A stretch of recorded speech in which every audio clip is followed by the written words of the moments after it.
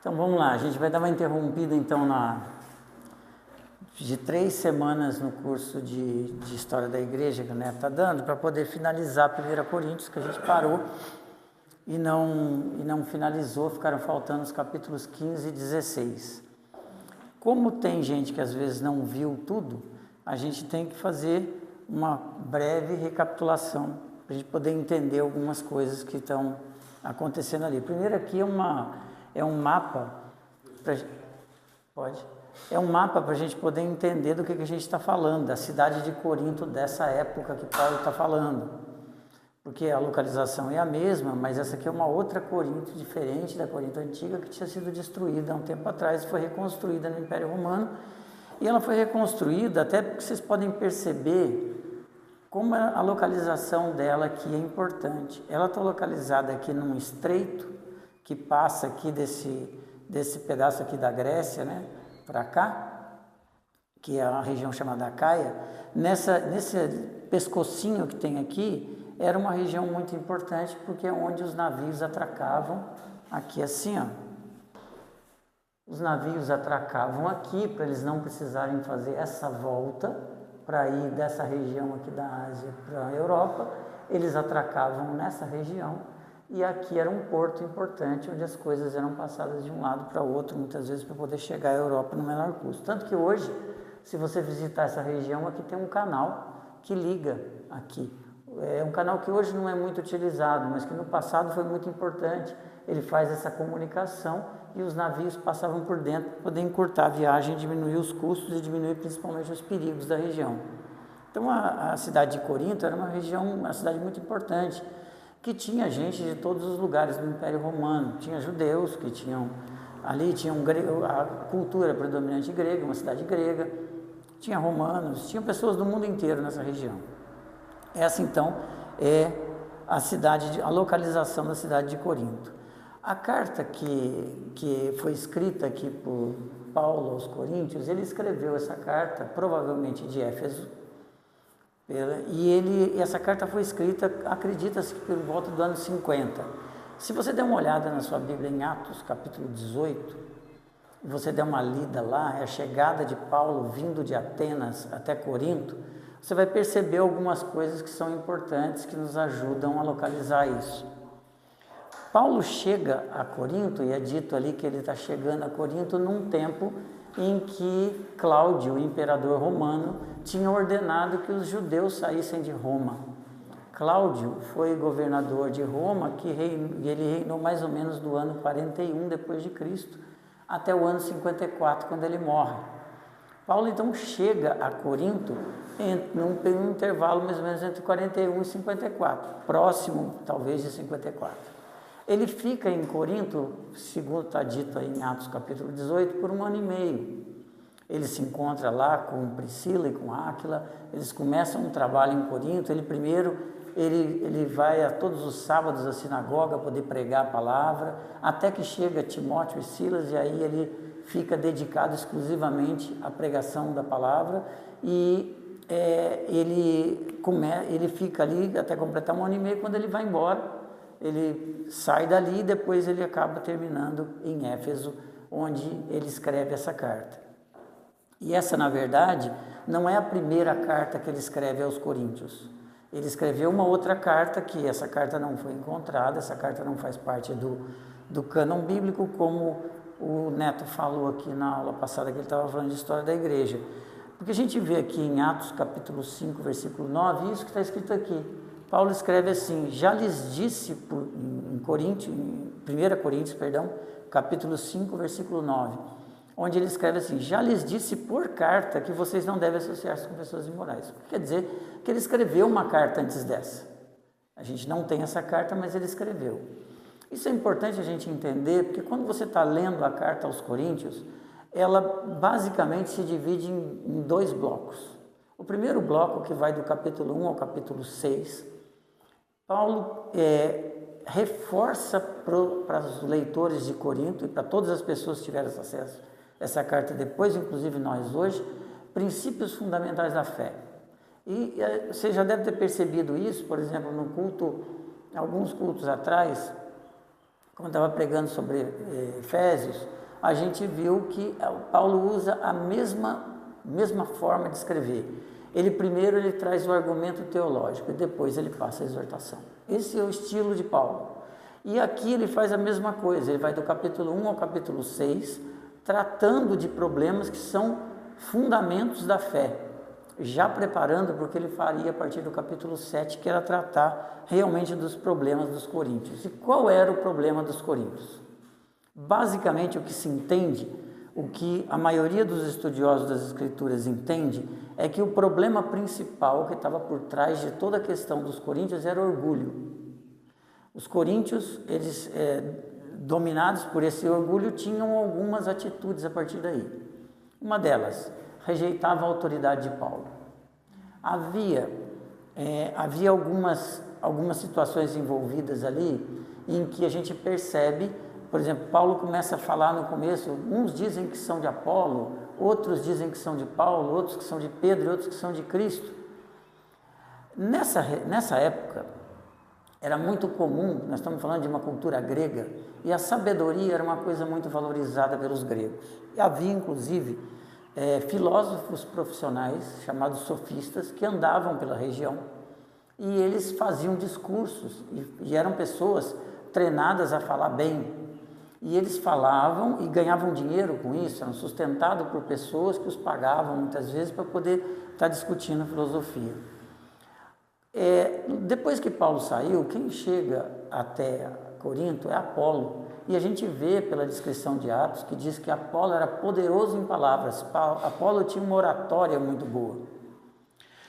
Essa rejeição à autoridade de Paulo tem a ver com muita coisa, inclusive com a influência dessa sabedoria grega, com a questão do coração deles, de repente fazer inclusive comparações com Apolo, que provavelmente tinha uma oratória no entendimento deles melhor do que Paulo, e a questão do entendimento que eles passaram a ter, fazendo uma mistura daquilo que era sabedoria grega com o cristianismo. Nessa mistura, eles tinham alguns problemas que vinham daí. É que é entendido que tinha no meio daquela igreja uma coisa chamada escatologia ultra-realizada. É como se dissesse o seguinte: nós vivemos num tempo em que nós sabemos que o reino de Deus é chegado a partir da vinda de Cristo, nós sabemos que a partir do momento em que eu creio em Cristo como Senhor da minha vida, eu já estou no reino de Deus, porém, nem todas as coisas ainda foram consumadas. Todas as coisas serão realizadas quando Cristo voltar para poder buscar aquela que é a sua igreja, e a partir daí nós viveremos num reino eterno onde Cristo reinará sobre todos. O que acontece aqui é que os coríntios achavam que eles já tinham chegado lá, que já tinha se realizado neles essas predições futuras. E essa mistura que eles faziam acabavam tendo uma série de consequências nas atitudes dele, que a gente vai falar daqui a pouco. Uma delas é que eles tinham problemas morais. A gente vai ver que do capítulo 7 em diante, Paulo trata de problemas morais, de um homem que tinha dentro da igreja que vivia com a madrasta. Tinham problemas de relacionamento financeiro entre eles. Ele vai tratar da questão da comida consagrada a ídolos.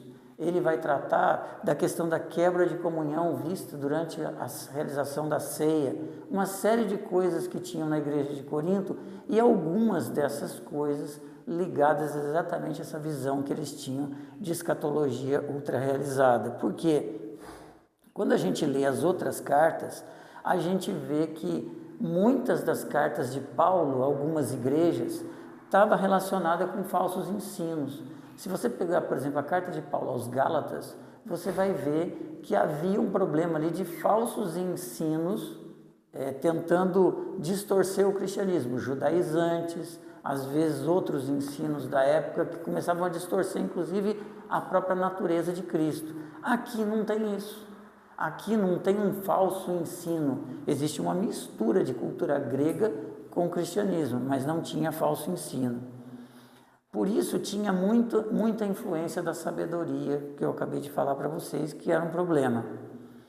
eles se achavam, e o termo aqui que Paulo usa é pneumáticos. Essa palavra quer dizer pessoas do espírito. Isso é o que se entende por escatologia ultra-realizada. Eles se achavam espirituais. E eles entendiam que Paulo não era tão espiritual quanto eles. Daí um dos motivos da rejeição da autoridade de Paulo. E eles tinham muitos problemas com isso, com relação à sua teologia, que acabava afetando sua moral.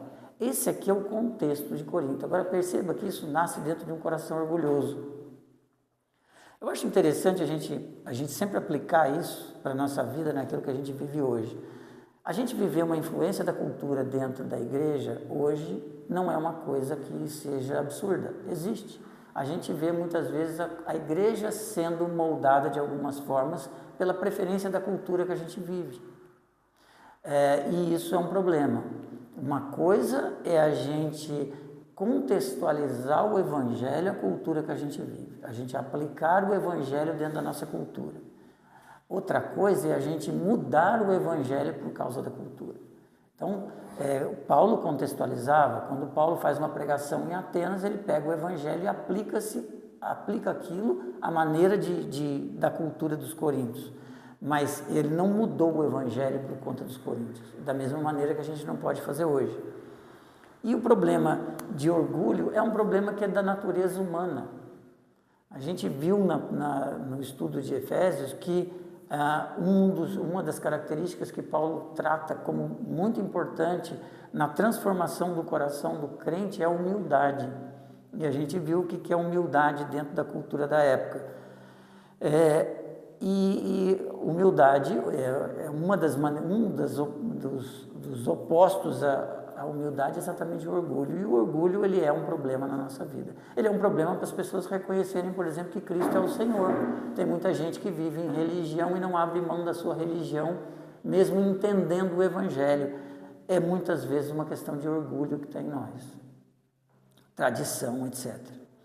E essa questão do pneumáticos que eles tinham, ela estava muito ligada, como a gente viu na última aula que a gente teve, a gente estudou os capítulos 12, 13 e 14 de 1 Coríntios, que trata basicamente a questão de dons, e onde o ponto central é a questão de línguas, porque os coríntios entendiam que a manifestação de línguas que havia no meio deles era uma das comprovações de que eles tinham chegado lá, de que eles eram pessoas espirituais, pessoas do espírito, e se comparavam muitas vezes superiores aos outros.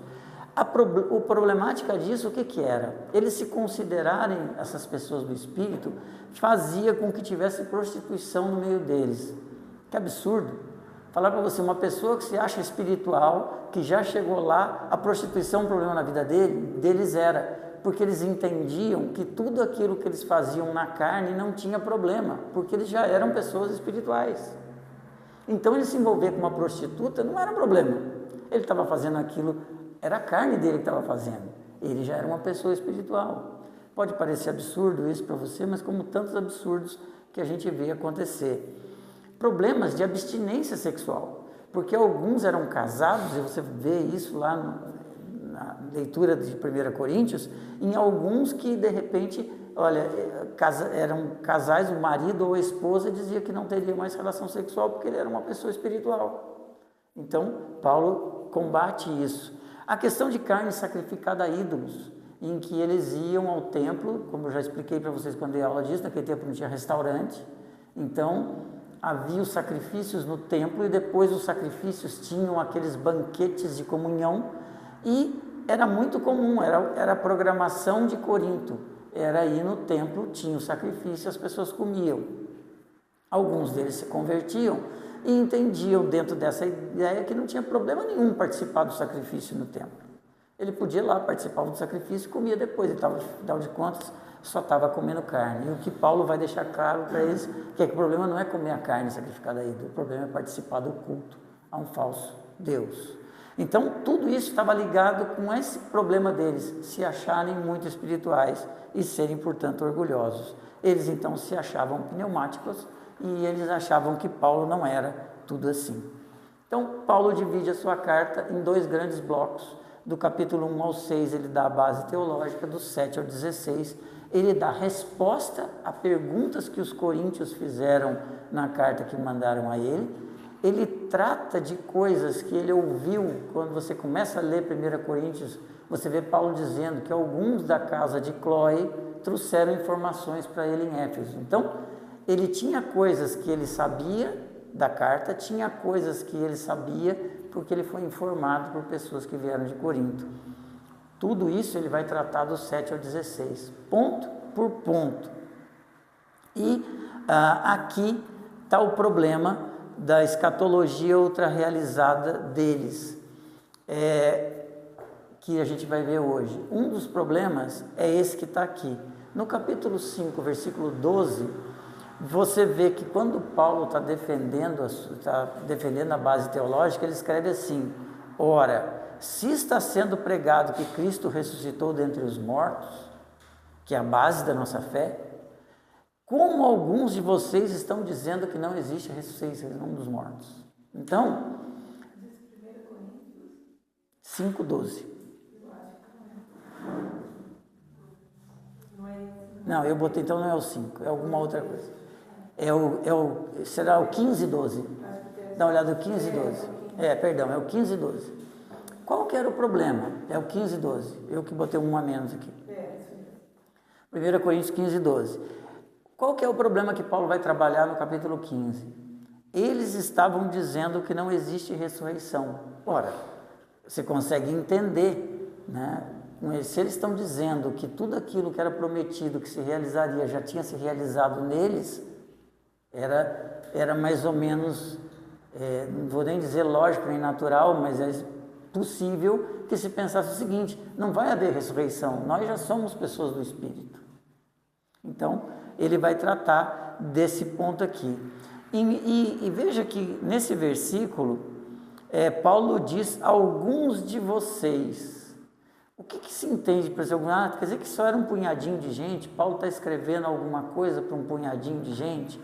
Não, isso provavelmente era uma coisa que tinha alguns deles que eram pessoas influentes, que entendiam isso e que estavam contaminando as pessoas com esse pensamento. Isso estava afetando a igreja como um todo, e isso estava colocando oposição entre a igreja de Corinto e os ensinos de Paulo. Paulo, então, vai responder a isso dividindo em 3 partes. Então, hoje, nós vamos ver as 3 partes num bloco. Na semana que vem, a gente trata de alguns problemas que vocês lendo, talvez, falando: o que quer dizer isso aqui? O que quer dizer isso aqui? A gente vê na semana que vem. O primeiro bloco começa no versículo 1. Então, se eu pus aqui na NVI, capítulo 15. Capítulo 15 de 1 Coríntios, a partir do versículo 1, nós vamos com o primeiro bloco, aqui até o versículo 7, se eu não me engano. Irmãos, quero lembrar-lhes o evangelho que lhes preguei, o qual vocês receberam e no qual estão firmes. Estranho, né? Mas a gente depois vai entender o que ele quer dizer com isso. Por meio desse evangelho, vocês foram salvos, desde que se apeguem firmemente à palavra que lhes preguei. Do contrário, vocês têm crido em vão. Pois o que primeiramente lhes transmiti foi o que recebi, que Cristo morreu pelos nossos pecados segundo as Escrituras, foi sepultado e ressuscitou ao 3º dia, segundo as Escrituras, e apareceu a Pedro e depois aos 12. Depois disso, apareceu a mais de 500 irmãos de uma só vez, a maioria dos quais ainda vive, embora alguns já tenham adormecido. Depois apareceu a Tiago e então a todos os apóstolos. Versículo 8. Depois destes apareceu também a mim, como a um que nasceu fora de tempo, pois sou o menor dos apóstolos e nem sequer mereço ser chamado de apóstolo, porque persegui a igreja de Deus. Mas pela graça de Deus sou o que sou, e sua graça para comigo não foi em vão. Antes trabalhei mais do que todos eles, contudo não eu, mas a graça de Deus comigo. E aí ele encerra essa parte dizendo assim: portanto, quer tenha sido eu, quer tenha sido eles, é isto que pregamos e é isto que vocês creram. Então ele começa a primeira parte do argumento deles contra esse falso ensino de que não havia ressurreição, afirmando o seguinte: Cristo ressuscitou dos mortos. É isso que ele afirma literalmente aqui. Ele afirma, e ele repete pontos muito importantes da fé nisso tudo. Porque o que ele afirma aqui são pontos em que todo aquele que crê em Cristo, de fato, proclama até os dias de hoje, que Cristo morreu, ressuscitou o terceiro dia. Isso é base da fé. E, além disso, Paulo, por isso que ele diz aqui no versículo 11, portanto, quer tenha sido eu, quer tenham sido eles, é isto que pregamos. Quer dizer, ninguém que vem da parte de Cristo pregou algo diferente. E a oposição a ele era tão grande que você pode perceber que do versículo 8 ao versículo 10, Paulo defende o seu próprio ministério apostólico. Então isso era uma coisa que estava opondo. E aí nesse espaço aqui, nessa primeira argumentação dele, ele faz uma defesa do seu próprio ministério, como a gente viu ele fazer em outros lugares da primeira carta aos Coríntios. Na segunda parte, que vai do versículo 12 até o versículo 34, ele trata daquilo que para eles são Paulo, são posições contraditórias. A crença na ressurreição de Cristo, porque se eles são cristãos, eles creem que Cristo ressuscitou, mas ao mesmo tempo negam a sua própria ressurreição futura. Que coisa estranha é essa? Para Paulo isso é uma contradição, e ele vai argumentar contra essa contradição a partir do versículo 12. Se você quiser acompanhar, ele escreve aí: ora, se está sendo pregado que Cristo ressuscitou dentre os mortos, como alguns de vocês estão dizendo que não existe ressurreição dos mortos? Se não há ressurreição de mortos, então nem mesmo Cristo ressuscitou. E se Cristo não ressuscitou, é inútil a nossa pregação, como também é inútil a fé que vocês têm. Mas, mais que isso, seremos considerados falsas testemunhas de Deus, pois contra ele testemunhamos que Cristo ressuscitou dentre os mortos. Mas se de fato os mortos não ressuscitam, ele também não ressuscitou a Cristo. Pois, se os mortos não ressuscitam, nem mesmo Cristo ressuscitou. E se Cristo não ressuscitou, é inútil a fé que vocês têm, e vocês ainda estão em seus pecados. Neste caso, também os que dormiram em Cristo estão perdidos. Se é somente para esta vida que temos esperança em Cristo, dentre todos os homens somos mais dignos de compaixão. Mas, de fato, Cristo ressuscitou dentre os mortos, sendo as primícias daqueles que dormiram. Visto que a morte veio por meio de um só homem, também a ressurreição dos mortos veio por meio de um só homem. Pois da mesma forma como em Adão todos morrem, em Cristo todos são vivificados. Mas cada um por sua vez, Cristo primeiro, depois, quando ele vier, os que lhe pertencem. Márcio, tudo bom? Então, do 12 ao 19, que a gente leu aqui, tá? Até o 19 aqui, ó, se é somente para essa vida que temos esperança, dentre os mortos somos mais dignos de compaixão, Paulo coloca a contradição deles e dizer que crer da forma como eles creem é o mesmo que dizer que Cristo não ressuscitou. Ele escreve isso literalmente aqui. E isso está totalmente em contraste com o que ele defendeu, que a base da fé cristã é dita do 1 ao 11. Você percebe que Paulo usa isso com os coríntios, usando a argumentação para mostrar a contradição deles. O argumento deles é ensinar, é reforçar a base da fé que eles já criam, falando: agora olha aqui aquilo que você crê, vê a contradição que tem. Essa é uma estratégia muitas vezes evangelística, que você vai conversar com uma pessoa que tem as suas convicções, mas não percebe muitas vezes as contradições entre aquilo que a pessoa diz que acredita e aquilo que ela diz ser. Então essa é uma maneira, inclusive, da gente poder trabalhar. E ele diz que se Cristo não ressuscitou, tudo é falso, o evangelho é falso, tudo que eles estavam pregando é falso. É isso que ele resume aqui. Então, ele começa a argumentar baseado nesse pilar da fé. E aqui ele está dizendo para eles, não só O hoje está comprometido, mas o futuro está comprometido, porque a sua esperança é vazia. Se Cristo não ressuscitou, Cristo não voltará. E se Cristo não voltar, não existe futuro para nós. Quando nós morrermos, tudo acabou, tudo findou. Porque isso que vocês estão dizendo que já ressuscitaram, não existe. Do 20 ao 28, e aqui eu li aqui a parte do 20, quando ele diz, mas se de fato Cristo das primícias, que ele começa a falar das primícias, ele continua aqui do 24 em diante. Então virá o fim, veja o 23, mas cada um por sua vez. Primeiro, Cristo primeiro, depois quando ele vier os que lhe pertencem. E aí ele põe, então virá o fim, quando ele entregar o reino de Deus, o Pai, depois de ter recebido todo o domínio, autoridade e poder. Pois é necessário que ele reine até que todos os seus inimigos sejam postos debaixo dos seus pés. O último inimigo a ser destruído é a morte, porque ele a tudo sujeitou debaixo de seus pés.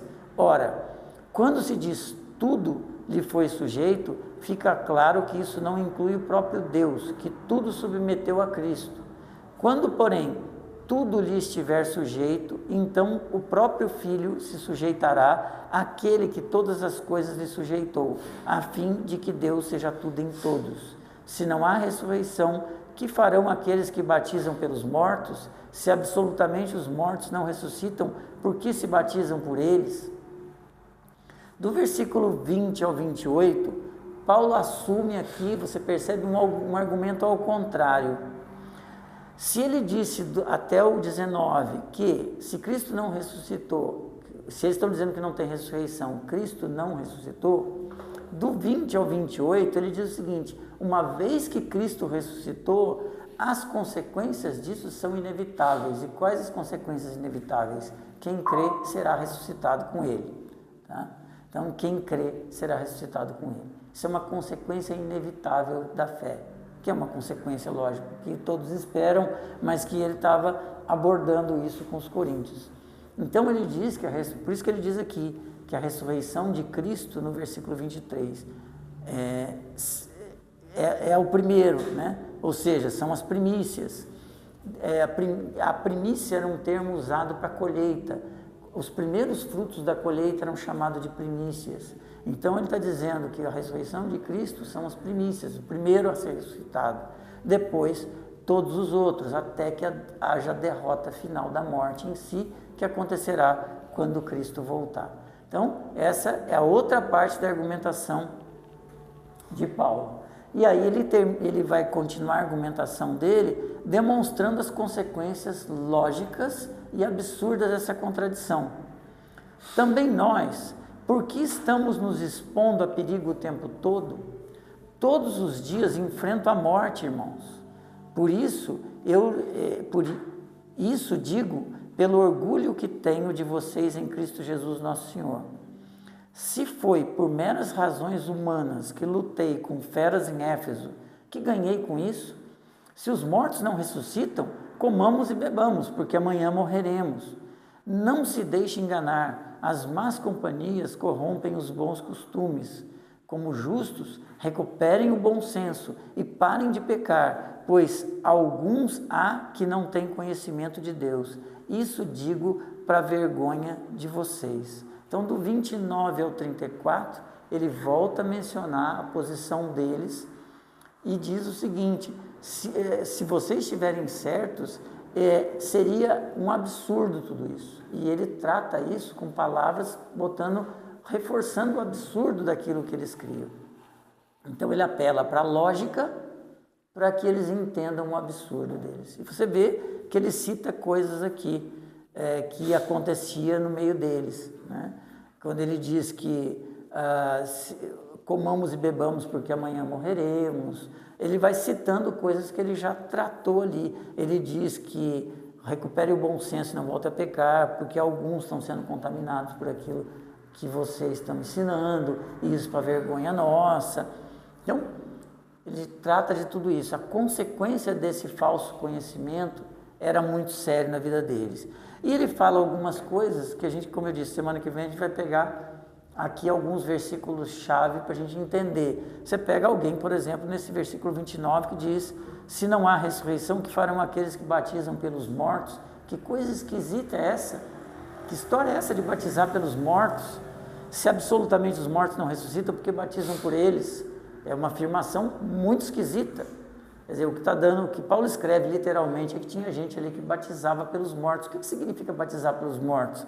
Semana que vem a gente vê, se você ficar curioso com relação a isso, a gente vê, só adianto para vocês que ninguém tem certeza absoluta a respeito disso aqui que Paulo está querendo dizer, mas existem algumas hipóteses muito sólidas para poder tentar explicar o que ele quis dizer nesse versículo.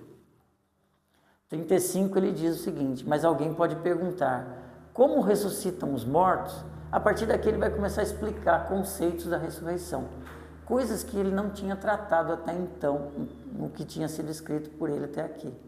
Aqui ele fala a respeito da ressurreição. Como ressuscitam os mortos? Com que espécie de corpo virão? Insensato.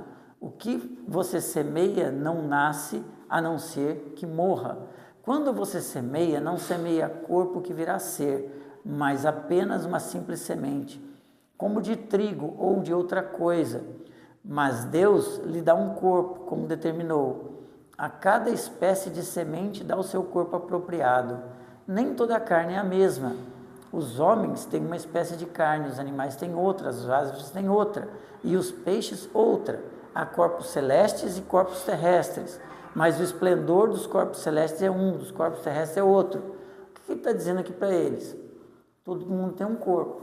Esse corpo não será o corpo ressuscitado, é o que ele está explicando para eles. Esse corpo morrerá e nós ressuscitaremos com outro corpo. É como se fosse a questão da semente que ele coloca aqui. Ele continua dizendo no 41, um é o esplendor do sol, o outro da lua e o outro das estrelas, e as estrelas diferem do esplendor uma das outras. Assim será a ressurreição dos mortos. Então aqui ele explica o que ele disse até aqui. O corpo que é semeado, ou seja, o nosso corpo, é perecível e ressuscita imperecível.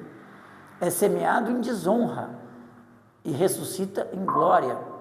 É semeado em fraqueza e ressuscita em poder. É semeado um corpo natural e ressuscita um corpo espiritual. Se há corpo natural, há também corpo espiritual. Então, ele está explicando para eles que nós ressuscitaremos com um corpo incorruptível, um corpo da sua aparência. Existem pessoas que se dedicam a estudar isso, mas não é isso que importa aqui.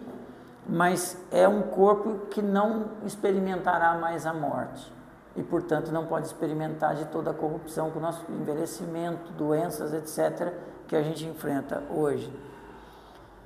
Ele vai finalizar dizendo, assim está escrito, o primeiro homem Adão tornou-se um ser vivente, o último Adão, espírito vivificante. Não foi o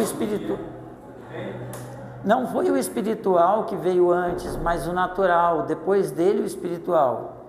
O primeiro homem era do pó da terra, o segundo homem do céu.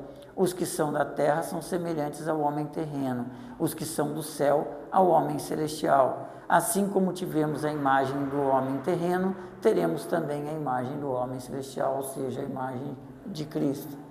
Então, como os crentes ressuscitam? Com que forma?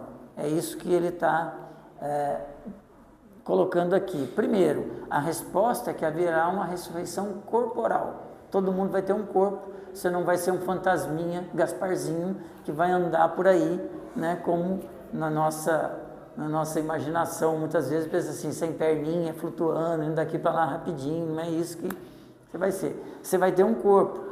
E ele usa muito aqui o termo natural e celestial, para dizer que esse corpo que nós teremos é diferente do corpo que nós temos hoje. Qual será o resultado disso? O que ele disse antes, a derrota da morte. Porque a partir desse momento ninguém mais morrerá. E a partir disso a morte está derrotada. Então, no linguajar de Paulo aqui, ele deixa claro que o problema dos coríntios estava na ressurreição dos mortos, principalmente no aspecto corporal dessa ressurreição. Então, esse era o problema que eles tinham. Eles achavam que eles tinham chegado lá, que eles eram pessoas do Espírito e que aquilo que eles estavam vivendo já era o que tinha que viver. Como que eles chegam a tal negação? Acho que talvez possa ser uma pergunta que a gente se faz. Espera aí, como que alguém pode chegar a isso? Como que alguém para quem Paulo pregou o Evangelho e por tudo aquilo que ele sempre afirma, nós sabemos o que ele pregou, pode chegar a esse ponto aqui? Bom, eles se achavam então pessoas espirituais demais. O orgulho fez com que eles abraçassem muita coisa da filosofia grega e aí eles se achavam pessoas muito espirituais. E pessoas não muito espirituais naquele sentido que você tem hoje, pessoas espirituais no sentido de pessoas que já tinham chegado lá do ponto de vista de escatologia. E na ideia deles, mediante essa espiritualidade, eles terem chegado lá, a evidência para eles que eles tinham chegado lá, uma das evidências era o dom de línguas, porque eles falavam em línguas e achavam que aquilo era uma manifestação da espiritualidade vindoura. Por isso é que Paulo vai dizer no capítulo 13, ainda que eu falasse a língua dos homens e de anjos, porque eles entendiam dessa maneira aquilo que acontecia. Se você olha no capítulo 4 de 1 Coríntios, você vai ver Paulo escrevendo para eles, quando dá a base teológica, o seguinte: irmãos, apliquei essas coisas a mim e a Apolo por amor a vocês, para que aprendam de nós o que significa, não ultrapassem o que está escrito. Mas que isso vale, inclusive, para nós hoje. Assim, ninguém se orgulhe a favor de um homem em detrimento de outro, pois quem torna você diferente de qualquer outra pessoa? O que você tem que não tenha recebido, e se recebeu porque se orgulha, assim, como se assim não fosse, vocês já têm tudo o que querem. E aqui uma afirmação que Paulo faz até com certo grau de ironia deles: já se tornaram ricos, chegaram a ser reis, e sem nós. Como eu gostaria que vocês realmente fossem reis, para que nós também reinássemos como vocês. Agora a gente entende que quando Paulo estava falando isso daqui, estava falando do que estava por trás dessa escatologia ultra-realizada deles. A gente entende o que Paulo está dizendo quando diz em capítulo 13, versículo 1, ainda que eu falasse a língua dos homens e de anjos, que a gente vê que a igreja se divide em alguns entendimentos sobre isso. Alguns acham que Paulo está usando simplesmente uma hipérbole, outros entendem que na verdade existe uma língua celestial. Enfim, isso é um assunto que a gente já tratou lá atrás, se for preciso a gente volta nele para algum esclarecimento, mas a gente entende o porquê que Paulo escreveu isso. Então eles estavam dizendo assim que o que era o entendimento dos coríntios a respeito disso? A vida no Espírito, para eles, significava não como um pensamento que era um pensamento na época muito comum, um pensamento platônico, que existia carne e espírito, que a carne era tudo de ruim, o espírito era tudo de bom. Não é essa a questão. A questão deles é que eles precisavam, significava eles se livrarem completamente do corpo, ou seja, tudo que o corpo fazia não tinha problema. Por isso que a prostituição para eles não era o problema, porque eles eram pessoas espirituais. Existe uma outra possibilidade que o Gordon Fee defende a respeito do que está acontecendo aqui, é que existe a possibilidade que eles entendessem também os sacramentos de uma forma um pouco mágica. E essa é uma maneira de tentar explicar o que ele quer dizer com batismo pelos mortos. Mas isso a gente entra na semana que vem para a gente poder entender. Versículos 50 a 53 do capítulo 15, voltando para o capítulo 15, ele escreve: irmãos, eu lhes declaro que carne e sangue não podem herdar o reino de Deus, nem o que é perecível pode herdar o imperecível. Eis que lhe digo um mistério: nem todos dormiremos, mas todos seremos transformados. Num momento, no abrir e fechar dos olhos, ao som da última trombeta, pois a trombeta soará, os mortos ressuscitarão incorruptíveis e seremos transformados.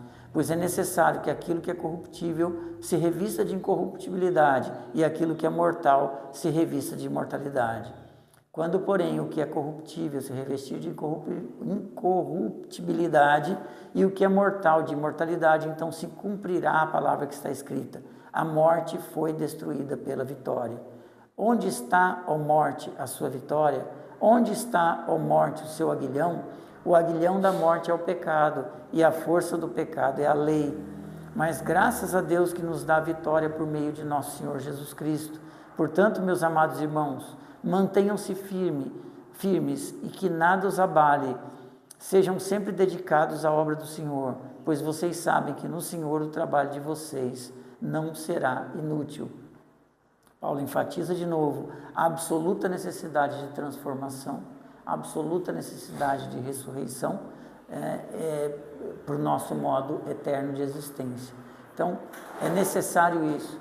Ele enfatiza que vivos e mortos terão essa transformação quando Cristo voltar, e ela representará a derrota final da morte, como ele já disse lá. E ele conclui o argumento dele aqui com a vitória de Cristo sobre o pecado, sobre a morte e sobre a lei. E a gente vai ver isso também na aula que vem. E ele exorta a igreja de Corinto a trabalhar arduamente. Paulo gosta disso, né? Em Efésios ele já falou para trabalhar arduamente, aqui também. Ele gosta que a gente trabalhe arduamente. E ele diz que o trabalho não será inútil. E isso tudo dentro de um contexto da esperança vindoura. Esse é o esboço daquilo que a gente tem aqui. Então,